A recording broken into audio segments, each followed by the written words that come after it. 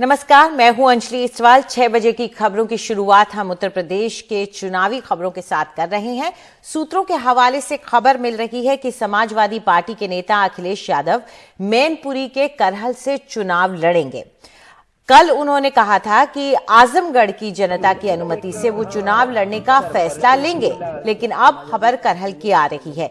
ये seat Samajwadi party की सुरक्षित सीट मानी जाती है। 1993 से यहां से समाजवादी पार्टी लगातार जीत रही है, सिवाय 2002 को छोड़कर। तब बीजेपी को यहां कामयाबी मिली थी। अखिलेश यादव ने कुछ ऐलान कल किए थे और कुछ आज किए हैं। नजर हर तबके के वोटर पर है। आज उन्होंने कहा कि सरकार बनी तो 2005 से पहले जो पेंशन स्कीम लागू थी वो एक बार फिर से लागू करेंगे। इससे 12 लाख लोगों को फायदा होने की बात कही जा रही है। साथ ही उन्होंने यश भारती सम्मान भी फिर से शुरू करने का वादा किया है। लेकिन कांग्रेस को फिर झटका लगा है। रामपुर के स्वाटांडा सीट से उम्मीदवार हैदर अली खान, उन्होंने अपना दल का दामन थाम लिया है। वो बीजेपी गठबंधन की तरफ से आजम खान के बेटे के खिलाफ उम्मीदवार हो सकते हैं।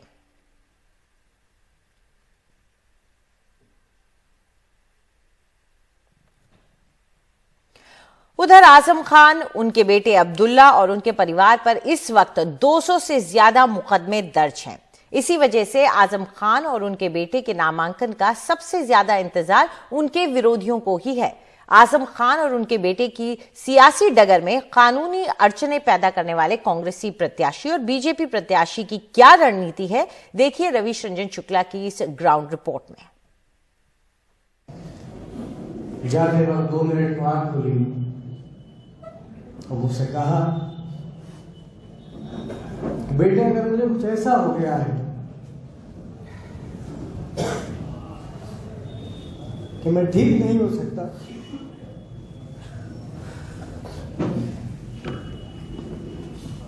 कभी सबसे ताकतवर नेता रहे आजम खान के बेटे अब्दुल्ला आजम अपनी आप बीती सुनाते सुनाते रो पड़े। मैंने दुआ करी कि अल्लाह, जेल तो मैं काट ही रहा हूं, मुझे कोई शिकायत, बस तू मेरे वालिद को बचा। अब्दुल्ला और उनकी मां जेल से बाहर हैं, लेकिन आजम खान अभी जेल में हैं। खुद अब्दुल्ला आजम का स्वार विधानसभा से और आजम खान का रामपुर सदर से चुनाव लड़ने का इरादा है, लेकिन उनकी राह में रोड़ा है ये मुकदमे। आजम खान पर 102 मुकदमे, पत्नी तंजीम पर 34 मुकदमे, बेटे अब्दुल्ला पर 44 मुकदमे और बड़े बेटे अदीब पर 31 मुकदमे हैं। लेकिन अब्दुल्ला को रुलाने वाले उनके सियासी मुखालिफ नूर महल में इत्मीनान से बैठे हैं। रामपुर रियासत के 2 नवाबजादे, नावेद मियां और उनके बेटे नवाबजादा हमजा। नावेद मियां आजम खान के खिलाफ रामपुर सदर से कांग्रेस के प्रत्याशी हैं और उनके बेटे हमजा अपना दल के टिकट से स्वार विधानसभा से अब्दुल्ला के खिलाफ चुनाव लड़ने की तैयारी में हैं। लेकिन नावेद मियां को आजम खान और उनके बेटे के नामांकन का बेसब्री से इंतजार क्यों है? हर चीज लीगली होनी चाहिए, मगर अगर उसमें कोई चीज इलीगल होगी तो हम तो चुनाव आयोग के संज्ञान में लाएंगे उस चीज को। क्या क्या सर इलीगल है? आप पहले नॉमिनेशन तो फाइल करें, उसके बाद पता चलेगा। स्क्रूटनी में जब आएगा नॉमिनेशन तब हम बताएंगे। यानी आपने कुछ अपनी कानूनी तैयारी बना रखी है, शिकायतें बना रखी हैं आपने कि उनके खिलाफ में? बिल्कुल। नॉमिनेशन हम पहले चेक करेंगे उसमें क्या है, क्या क्या उसमें उन्होंने इंफॉर्मेशन दी है, जो क्या क्या, क्योंकि ये तो एक पब्लिक डॉक्यूमेंट है ना, नॉमिनेशन पेपर। तो आजम खान और नावेद मियां के बीच में सियासी लड़ाई के अलावा अभी कानूनी लड़ाई भी बहुत कुछ रामपुर की जनता देखेगी, इसका मतलब? देखिए, जैसे हर परिवार में एक लॉयर होना मस्ट है, अब तो हर परिवार में एक लॉयर और एक पॉलिटिशियन होना मस्ट है। अब हम आपको मिलवाते हैं आजम खान पर अकेले 80 से ज्यादा केस दर्ज करवाने वाले आकाश सक्सेना से।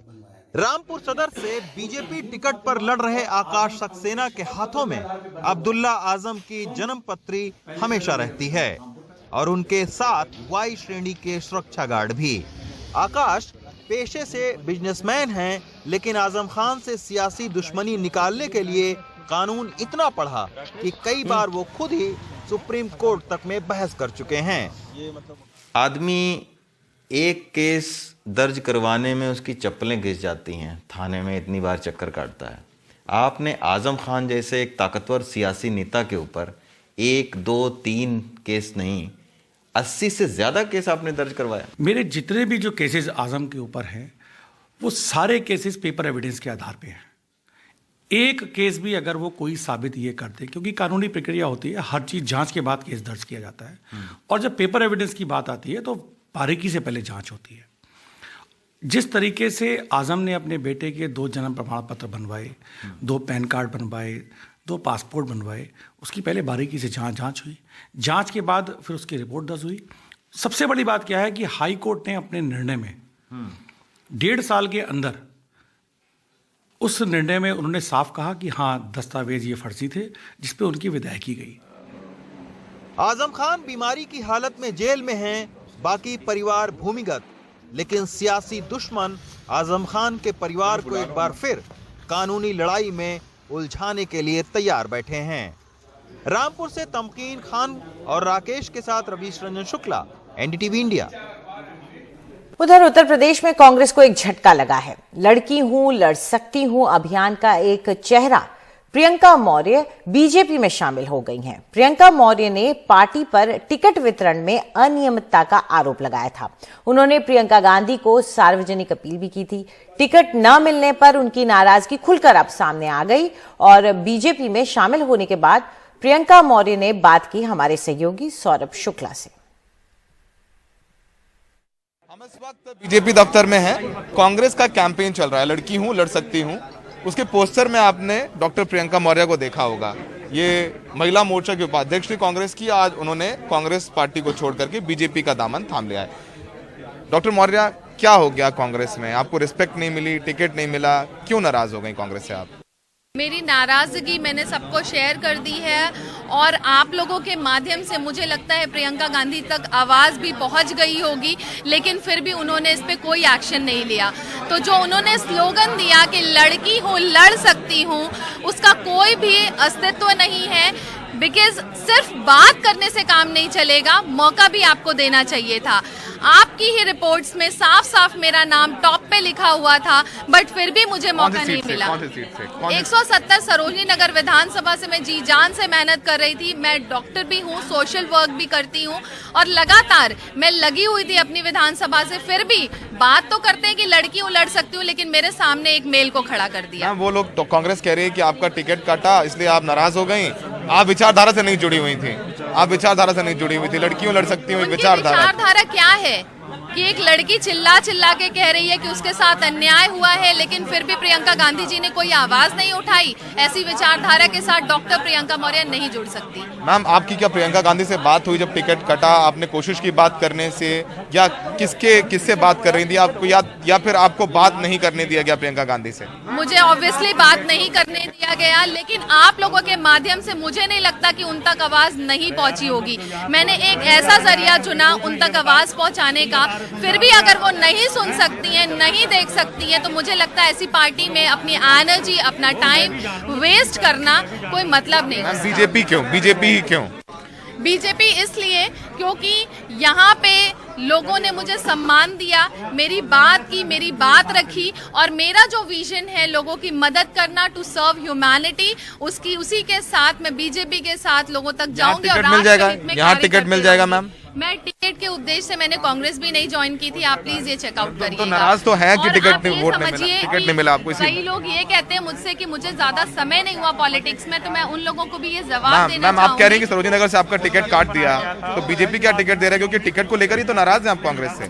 मैं टिकट को लेकर के नाराज नहीं हूँ। मेरे साथ जो अन्याय हुआ है, आज ये लड़की उसकी लड़ाई लड़ रही है। किस बात को? टिकट नहीं दे के किया ना अन्याय उन्होंने? किस तरीके से किया? मेरे साथ धोखा किया गया। कमिटमेंट किया था, समझिए धोखा किया गया। किस तरीके से धोखा किया गया है कि आपने पहले से ही टिकट अगर किसी को सोल्ड कर दी है, तो उसके बाद आप हमें कहते हैं कि आप मेहनत करिए, हम आपको देंगे टिकट, तो ये गलत है। आपका फेस जो फेस आपका यूज कर रही है, तो क्या बोलेंगे कि वो हटाएं आपका फेस उनके कैंपेन? मैं बिल्कुल कहती हूँ कांग्रेस पार्टी मेरे फेस को हटाए, क्योंकि सिर्फ मेरे फेस का इस्तेमाल किया जाए, मैं इसके खिलाफ हूँ। सिर्फ वोट को अट्रैक्ट करने के लिए मेरे फेस का इस्तेमाल किया गया है, तो उसको हटाना अनिवार्य है। मैं इसके लिए पूरी तरह। डॉक्टर प्रियंका मौर्य नाराज हैं, टिकट तो इनको बीजेपी में भी नहीं मिल रहा है और कह रही हैं कि कांग्रेस में टिकट नहीं मिले थे, नाराज हैं। फिर कह रही मैं टिकट के लिए नहीं आई थी कांग्रेस। तो कहीं ना कहीं कंफ्यूजन है प्रियंका डॉक्टर मौर्य को भी, लेकिन झटका जरूर है कांग्रेस के लिए, क्योंकि उनके पोस्टर में प्रियंका मौर्य थी और अब वो बीजेपी में आ गई हैं। लेकिन प्रियंका जी भी खुल के बता नहीं पा रही हैं कि बीजेपी आई क्यों है, क्योंकि अगर कांग्रेस ने टिकट काटा सरोजिनी नगर से उनका, तो फिर बीजेपी से भी टिकट मिलने वाला नहीं है उनको, ये तय है। सहयोगी राजेश गुप्ता के साथ लखनऊ में Saurabh Shukla, NDTV India. Ticket न मिलने की टीस बहुत बुरी होती है।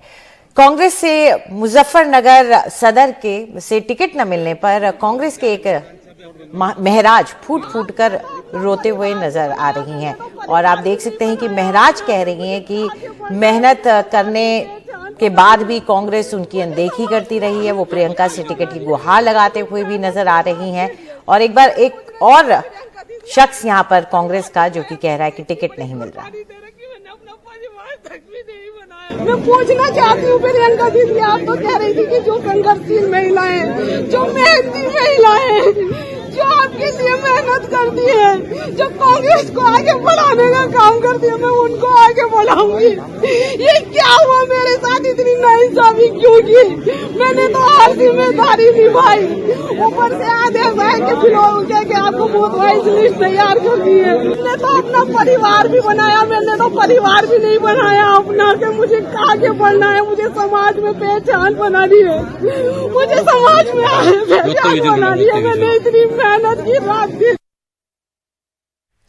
तो टिकट की लड़ाई जोरों पे है, हर तरह के हथकंडे इसके लिए अपनाए जाते हैं। वहीं लखनऊ की कैंट विधानसभा सीट को लेकर एक अनार 100 बीमार कहावत बिल्कुल सटीक बैठती है। लखनऊ कैंट विधानसभा से बीजेपी के कई हाई प्रोफाइल नेता लड़ना चाहते हैं। समाजवादी पार्टी से आई अपर्णा यादव लड़ना चाहती हैं, रीता बहुगुणा जोशी अपने बेटे मयंक के लिए टिकट मांग रही हैं, तो मौजूदा विधायक सुरेश तिवारी भी दावेदारी पेश कर रहे हैं।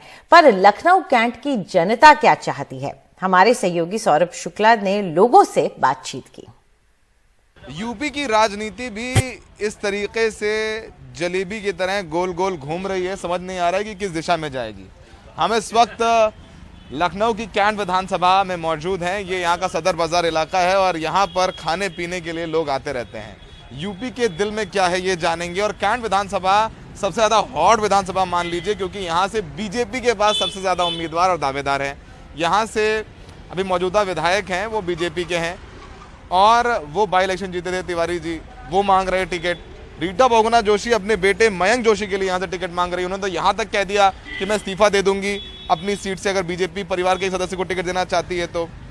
अपर्णा यादव जो अभी समाजवादी पार्टी गए हैं वो भी यहीं से टिकट मांग रही हैं और बीजेपी यहाँ से ये सीट जीतती आई है। लेकिन यहाँ के लोग तय करेंगे ना कि कौन जीतेगा, कौन लड़ेगा, कौन नहीं लड़ेगा। लोगों की राय जानते हैं और यूपी के दिल में समझते हैं क्या है।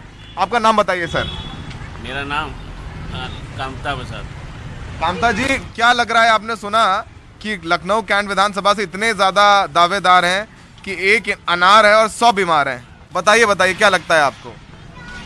यहाँ से नहीं आएगी, बीजेपी आएगी नहीं यहाँ से। बीजेपी आएगी नहीं, क्यों? विधायक उसका मौजूदा नहीं काम करा, इसके पहले भी नहीं काम किया इसने। बीजेपी तो हमेशा जीत जाती है यहाँ से। हाँ, जीत जाती है, लेकिन बीजेपी अब की नहीं जीतेगी यहाँ से। अब की नहीं जीतेगी। रीटा जी का बड़ा नाम चलता है। रीटा जी ने 2012 में कांग्रेस के टिकट से जीत ली थी विधानसभा। हाँ? रीता जी ने फिर भी काम किया। हाँ, इन्होंने कुछ नहीं किया। सुरेश तिवारी ने कुछ नहीं किया। आप कितने साल से यहाँ पर हैं सर? यहाँ हो गए इनको 40-45 साल। 40-45 साल में। तो आपको लग रहा है कि इस बार बीजेपी का माहौल नहीं है? नहीं है। ये अपर्णा यादव चली गई हैं, इस पर क्या लगता है आपको सर? तो कोई फर्क नहीं पड़ता। कोई जमीनी स्तर की नेता नहीं, उनके क्या जाने आने क्या, केवल मुलायम सिंह की बहू हैं, बस यही है, बाकी कुछ नहीं। बाकी कुछ है नहीं। देखिए कामता प्रसाद जी कह रहे हैं कि बाकी कुछ नहीं है, मुलायम सिंह की बहू हैं, इसलिए उनका माहौल बन गया है। तो कामता प्रसाद जी यहाँ से 40 साल से यहाँ पर हैं और उनको लगता है कि इस बार बीजेपी का माहौल नहीं बनेगा। और तमाम वो लोगों से बात करते हैं जो लोग यहाँ रहते हैं, जिन्होंने अपनी उम्र गुजार दी है लखनऊ कैंट विधानसभा में। और ऐसे एक शख्स हमारे साथ हैं। सर आपका नाम? कैलाश। कैलाश जी, लखनऊ कैंट विधानसभा से बीजेपी में तमाम लोग टिकट मांग रहे हैं। अपर्णा यादव आ गई, रीटा जी अपने बेटे मयंक जोशी के लिए टिकट मांग रही हैं, सुरेश चंद्र तिवारी कह रहे हैं कि हमारी सीट है। आदमी किसको टिकट दे बीजेपी, तो आप लोगों को समझ में आया, या समाजवादी पार्टी का माहौल है? बीजेपी तो गई आपकी, बीजेपी आपकी गई, और क्या नहीं आएगी कोई। कैलाश जी, आप कितने साल हो गए आपको यहाँ पर? 72 72 साल आपने देखा है राजनीति बनते बिगड़ते, सरकारें आते जाते हैं। क्या लग रहा है कि इस बार योगी जी क्या जस्टिफिकेशन नहीं कर पाए जनता के साथ? देखिए योगी जी का ऐसा है ना, वो चाहते हम 4 सीट पा जाए, 100 सीट भी नहीं पाएंगे। 100 सीट पे नहीं पाएंगे। इतने कैलाश जी की सुनिए, हमने कामता जी की सुनिए, और ये वो लोग हैं जो यहाँ पर लंबे वक्त से सियासत देख रहे हैं, समझ रहे हैं और जानते हैं, और वो ये कह रहे हैं कि इस बार जो है योगी जी का मामला डामाडोल है। ऐसे एक और सीनियर आदमी से बात करते हैं। सर, आपका नाम बताइए। विनोद अग्रवाल। अग्रवाल जी, हमने कैलाश जी से बात की, सामने कामता जी से बात की, सब कह रहे हैं कि इस बार बीजेपी की नैया डामाडोल है। यहाँ बीजेपी में तमाम लोग टिकट चाह रहे हैं, अपर्णा यादव, ब्रजेश पाठक भी चाह रहे हैं नहीं से लड़ लें, रीटा जी कह रहे हैं हमारे लड़के को टिकट दे दो, मौजूदा विधायक भी कह रहा है नहीं भैया हमने तो हराया था बाई इलेक्शन में। तो अब आप लोग जो यहाँ इतने सालों से हैं, आप लोग क्या समझ में आ रहा है, कैंट का भला कौन कर सकता है? अपर्णा यादव। अपर्णा यादव हाँ पसंद है आपको? हाँ, पहले भी खड़े हुए थे यहाँ से, हार गई थी 35,000 वोटों से। हार गई, सही कहा आपने, हार गई थी। अब तो उम्मीद है पार्टी से। उन्होंने, अपर्णा यादव ने जाके बीजेपी ठीक किया? नहीं, सही किया, ठीक किया, ठीक किया। हाँ, अपर्णा यादव आ गए बीजेपी से, तो आप समर्थन करेंगे? बिल्कुल करेंगे। हम लोग तो पक्की जनसंघी है। वाजपेयी आते थे यहाँ चंदा मांगने, तब से हम जनसंघी है। मांगने करते उस समय वो नौकरी करते, चंदा मांगने आए, तब से आप लोग जनसंघी हैं। तो ये पुराने जो लोग हैं इनकी अपनी अपनी जुदा राय है, और देखेंगे आप यहाँ बात करेंगे कैंट में, उन तमाम लोगों से पूछेंगे, समझेंगे, जानेंगे, तो आपको समझ में आएगा कि कोई क्लियर समझ में नहीं आता कि बीजेपी है या सपा है। लोग यहाँ पर बीजेपी को नहीं देने की बात भी कर रहे हैं और बीजेपी को वोट देने की बात भी कर रहे हैं। हमारे साथ एक महिला भी, उनसे बात करते हैं। कैंट विधानसभा में इतने लोग टिकट चाहते हैं बीजेपी से, अपर्णा यादव बीजेपी में आ गई, रीटा जी कह रही हमारे लड़के को टिकट दे दो, मौजूदा विधायक बीजेपी का कह रहे सुरेश चंद्र तिवारी कि हम तो यहाँ विधायक हैं ही हैं, ब्रजेश पाठक भी आना चाह रहे हैं। कैंट के लोग क्या चाहते हैं, क्या आप लोग इस बार देख रहे हैं, समझ रहे हैं, मुद्दे क्या हैं आपके? भैया हम इस इलेक्शन के बारे में कुछ नहीं कहना चाहेंगे। क्यों बताइए तो। वो लोग बोलते पहले कुछ है और करते बाद में कुछ नहीं है। आप भी इनके साथ में, आप भी अलग, प्रजातंत्र है, लोकतंत्र है, अपनी राय होती है कि आप भी इनकी राय से इत्तेफाक रखते हैं कि आपकी अलग राय है? नहीं, हमारी भी वही राय है। क्या राय है? मोदी जी। योगी जी नहीं? योगी जी नहीं। मोदी जी के नाम पे वोट दे देंगे, योगी जी के लिए नहीं देंगे, तो मोदी जी के नाम पे वोट पड़ जाएगा। देखिए, समझिए, यूपी में एक और फैक्टर है, मोदी को लोग पसंद करते हैं, योगी को नहीं, इसलिए चलिए मोदी के नाम पे ही सही वोट मिल जाएगा, और मोदी जी इस शक्ति को जानते हैं। तो फिलहाल कैंट की जनता से हमने बात की, समझा, जाना कि कैंट की विधानसभा वो विधानसभा हो गई है जहां एक अनार है 100 बीमार है, इतना टिकट मांग रहे हैं बीजेपी वाले यहाँ से। और अभी तक समाजवादी पार्टी ने अपने पत्ते नहीं खोले। पिछली बार अपर्णा यादव लड़ी थी, समाजवादी पार्टी से हार गई थी, तो समाजवादी पार्टी भी इंतजार कर रही है कि बीजेपी अपना कैंडिडेट दे पहले यहाँ से, फिर वो अनाउंस करें। ब्रजेश पाठक भी चाहते हैं कैंट, लखनऊ कैंट, अपर्णा यादव भी चाहती हैं, रीटा जोशी अपने बेटे मयंक जोशी के लिए चाहती हैं, और मौजूदा विधायक सुरेश चंद्र तिवारी हैं ही हैं। तो अब देखना होगा, बीजेपी के लिए धर्म संकट है कि किसको लखनऊ कैंट की सीट से उम्मीदवार बनाती है, और लखनऊ कैंट बीजेपी की कहा जाता है एक सुरक्षित सीट है। सहयोगी राजेश गुप्ता के साथ यूपी के दिल में आज के लिए इतना ही। कल वापस नए मुद्दे के साथ, नए सवालों के साथ हाजिर होंगे।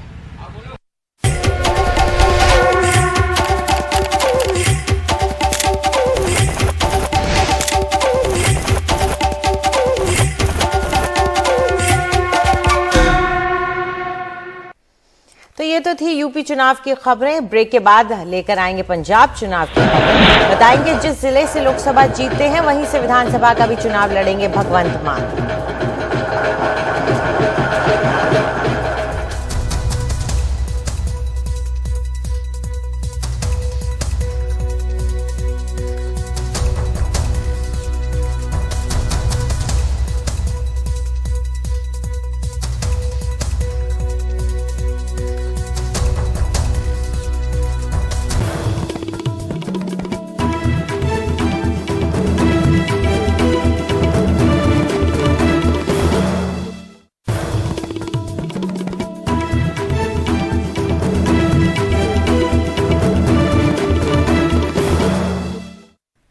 आम आदमी पार्टी ने अपने मुख्यमंत्री पद के उम्मीदवार भगवंत मान को धुरी से विधानसभा चुनाव लड़ाने का ऐलान किया है। ये इलाका संगरूर जिले में आता है, जहां भगवंत मान का घर भी है।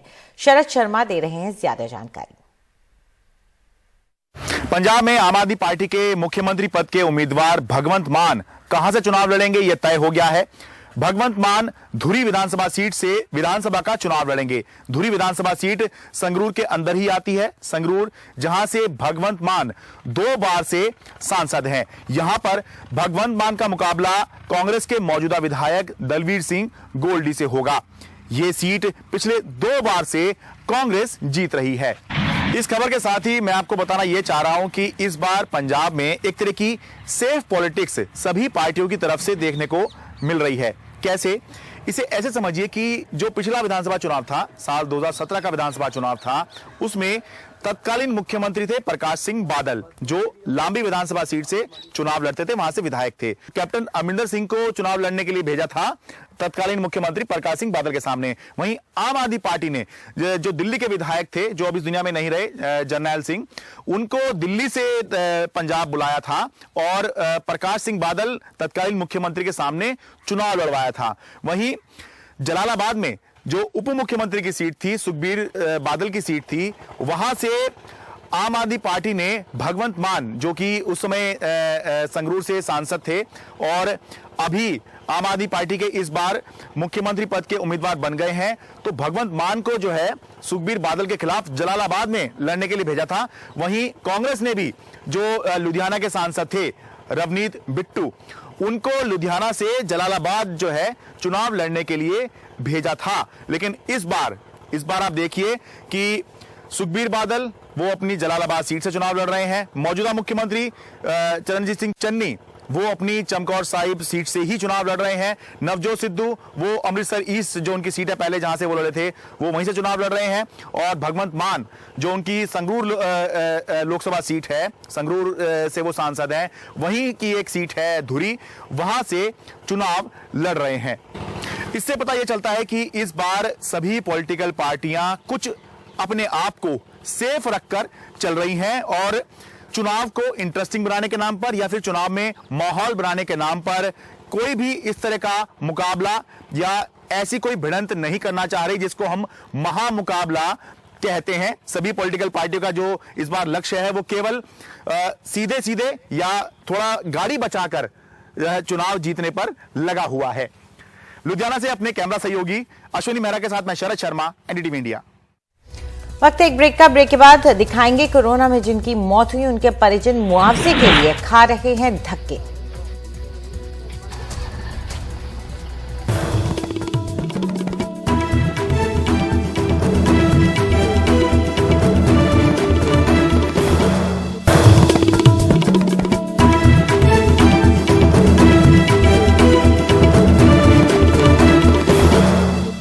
सुप्रीम कोर्ट के आदेश के बाद कई राज्यों ने कोरोना से मरने वालों के परिजनों को मुआवजा देने की कवायद शुरू की थी, लेकिन कई राज्यों में उनके परिजनों को मुआवजा नहीं मिल रहा है और ये मामला सुप्रीम कोर्ट में फिर से पहुंच गया है।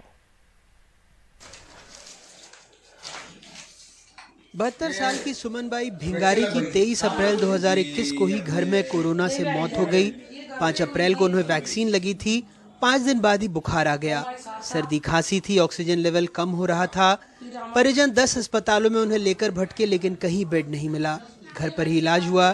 सीटी स्कैन में दोनों फेफड़ों में संक्रमण की पुष्टि हुई। 2 बेटे हैं, एक पुराने कपड़ों का कारोबार करते हैं, दूसरा मैकेनिक है। मुआवजे के लिए फॉर्म भरा लेकिन अब तक जांच ही चल रही है। कम से कम 8 या 9 घंटे हम रिक्शा में घूमे उनको लेके 10 हॉस्पिटल। उसके बाद में हमारे घर पे रखा उनको। उसके बाद में यहाँ पे राठी से वहाँ पे गए, वहाँ पे उन सीटी स्कैन करवाया हमने, शपथ पत्र दे दिया हमने, सब सहमति पत्र दे दिया। उसके बाद में सब डॉक्यूमेंट लगाने के बाद भी हमको बोलते हैं कि आश्वासन दे रहे हैं कि आपका काम देखेंगे, होएगा तो ठीक है। सलीम खान की पत्नी की भी दूसरी लहर में मौत हुई। इन्होंने भी आवेदन भर दिया, मुआवजे का इंतजार है। वही कोरोना में हुआ था उनका उस काल में। तो क्या बोल रहा है, अभी तक पैसा नहीं आ रहा है, जो भी राहत कुछ भी नहीं, हमने कागज जमा कर दिए हैं, बस जब आएगा। कोरोना संक्रमण के दौरान हुई मौत को लेकर सरकारी आंकड़ों पर लगातार सवाल उठते रहे हैं। सुप्रीम कोर्ट में जो आंकड़े दिए गए हैं उसके मुताबिक मध्य प्रदेश में अब तक 10,543 लोगों की कोरोना से मौत हुई, लेकिन मुआवजे की रकम को लेकर उसके पास 12,485 आवेदन आए हैं। सरकार अब तक 10,442 दावे स्वीकृत कर चुकी है, लेकिन सवाल यह है कि क्या ये आंकड़े भी सही हैं?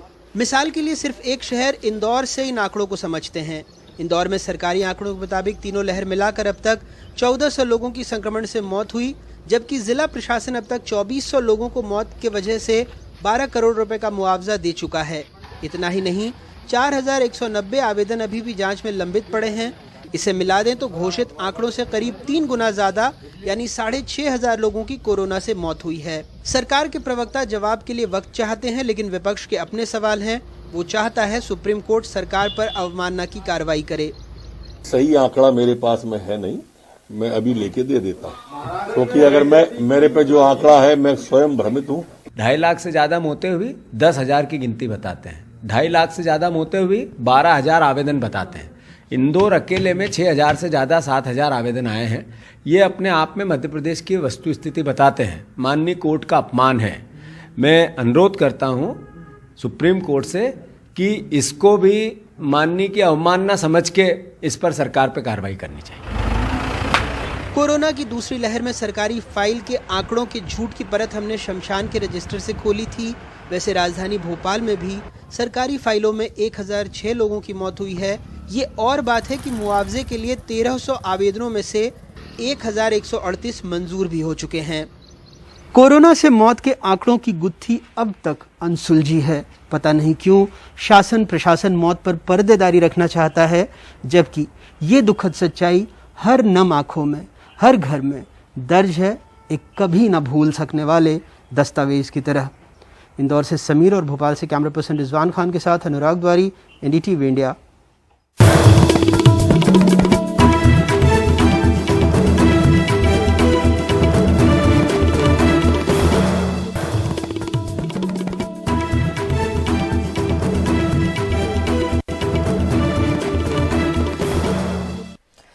सिंगरौला के एसडीएम नीलेश मिश्रा एक बार फिर से विवादों में आ गए हैं, जब एक धरना प्रदर्शन के दौरान ड्यूटी पत्रकार शिवम मिश्रा ग्रामीणों से सवाल पूछने लगे तो एसडीएम साहब ने कहा कि सवाल पूछना है तो मुझसे पूछो। पत्रकार ने जैसे ही सवाल उनसे पूछना शुरू किया तो एसडीएम ने उन्हें धक्का दिया और उनके समर्थकों ने उनके साथ मारपीट की। सर, आप चलकर बात करना पसंद करेंगे या खड़े होकर? Sir please. जी सर, मैं सभ्यता सीख रहा हूँ। अगर आपकी भावना को लगा हो तो सॉरी उसके लिए। सर